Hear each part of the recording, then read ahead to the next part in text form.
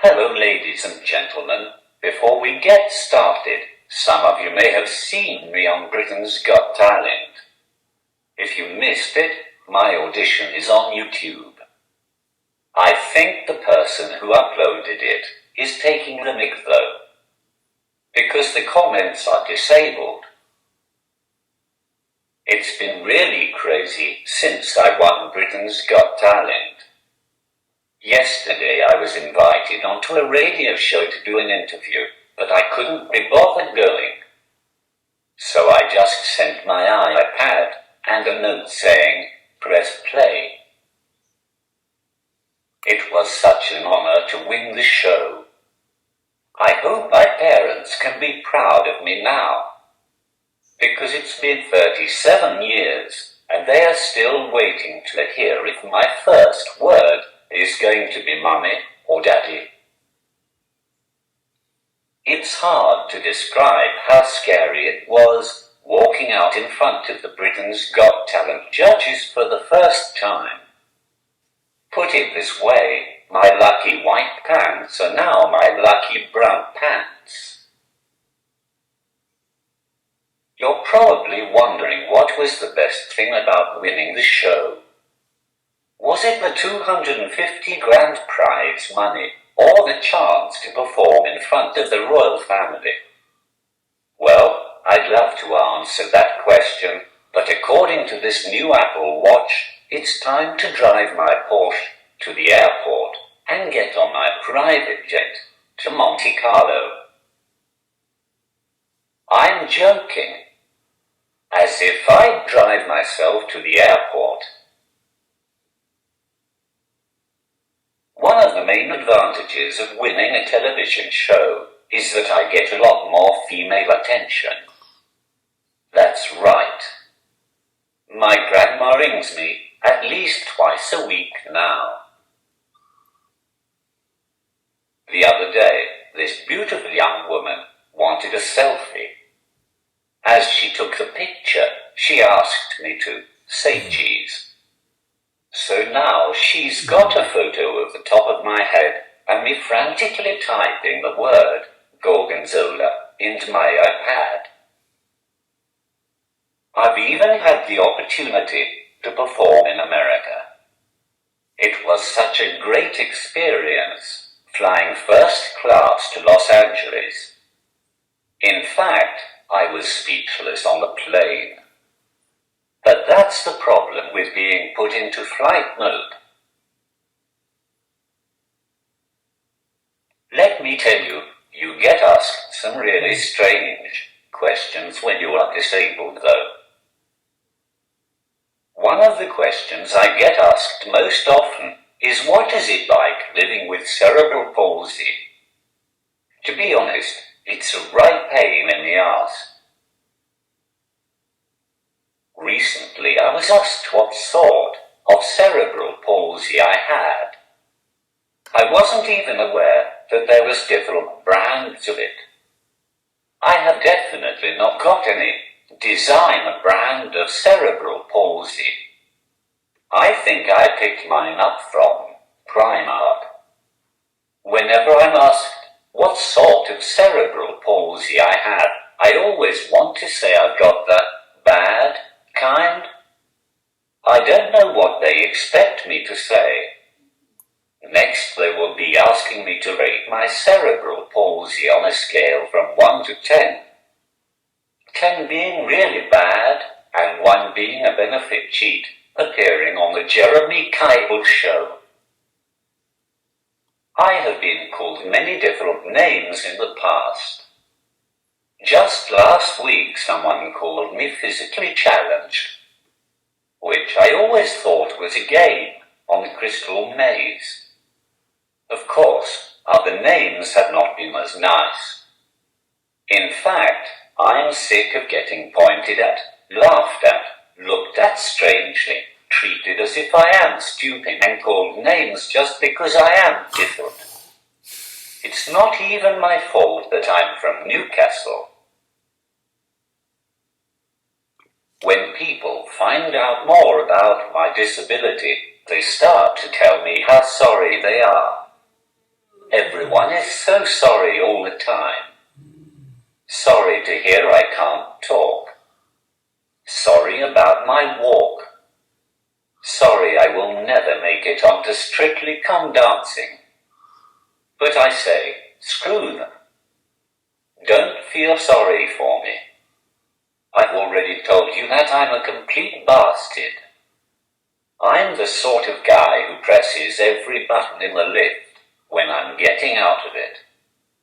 I'm the kind of guy who makes people move out of the disabled space on the train, even when the whole carriage is empty. I'm that person who gets up to do karaoke and then pretends the microphone is broken when no sound comes out of my mouth. One of the worst things about my disability is having my hair cut. I really don't like getting it done.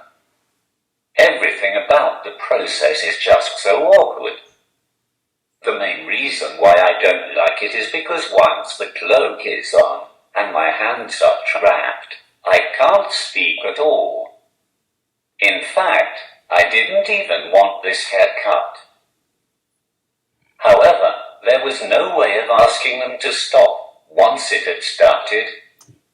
But I still had to nod and smile and pay £30 for the privilege.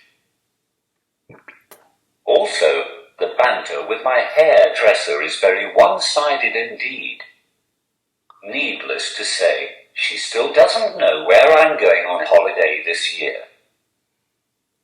I also don't like the fact that you have to spend half an hour looking at yourself in the mirror.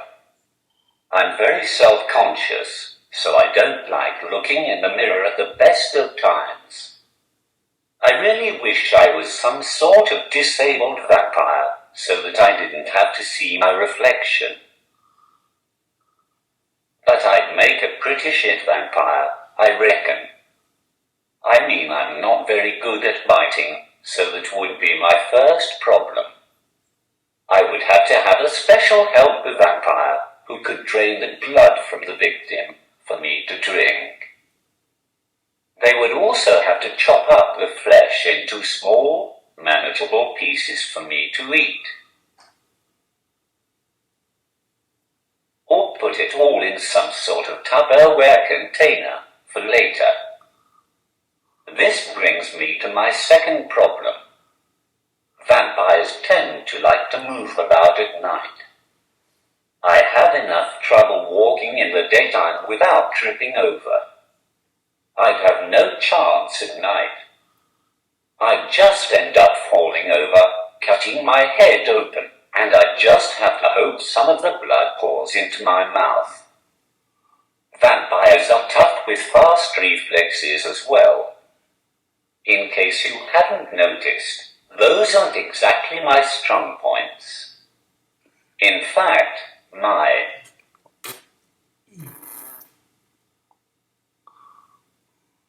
reflexes are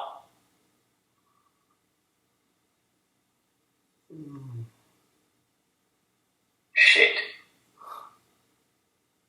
I'm forever getting asked by taxi drivers if I am as clever as Stephen Hawking too.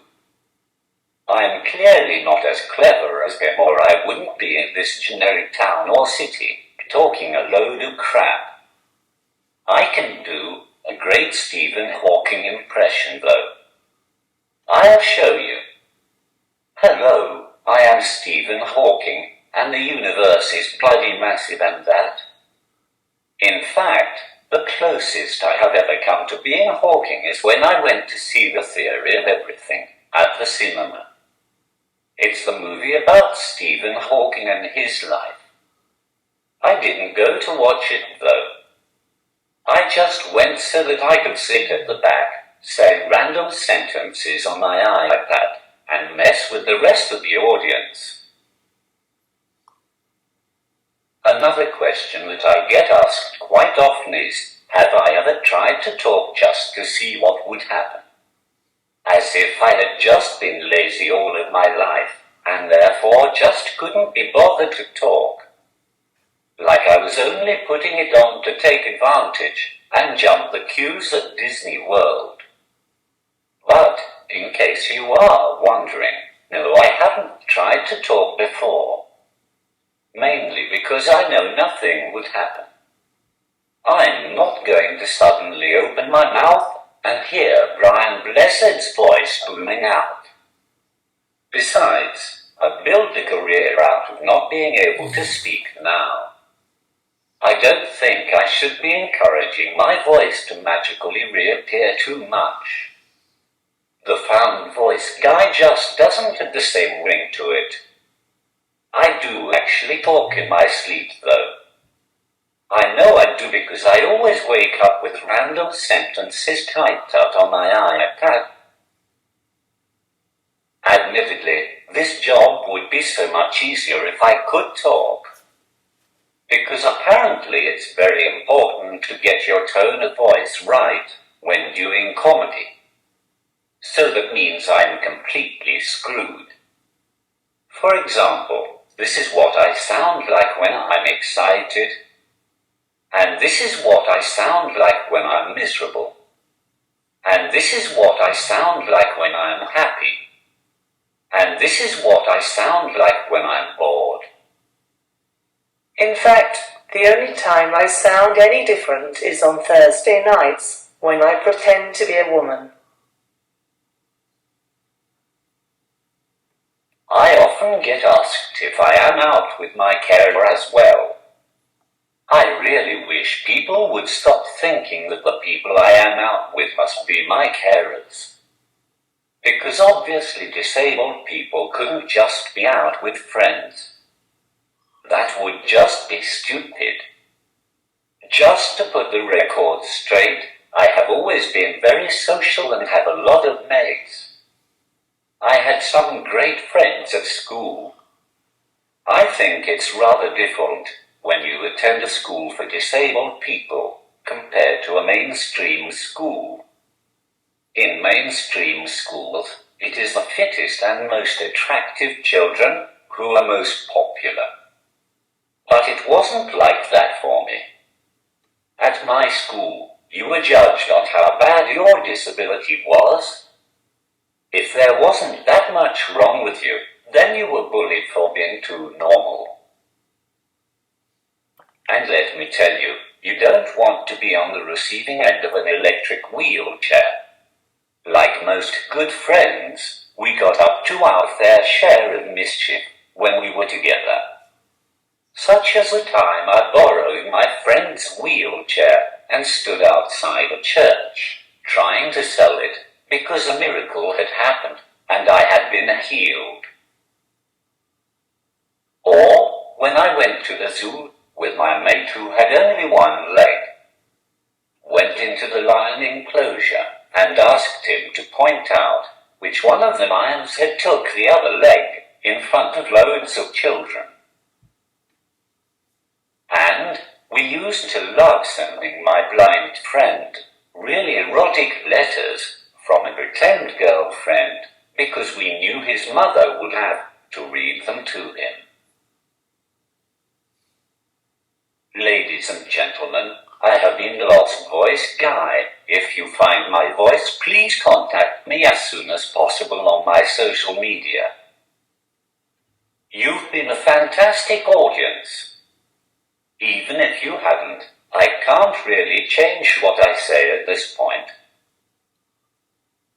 I hope you have had fun laughing at a disabled man. Enjoy the rest of your day. Goodbye.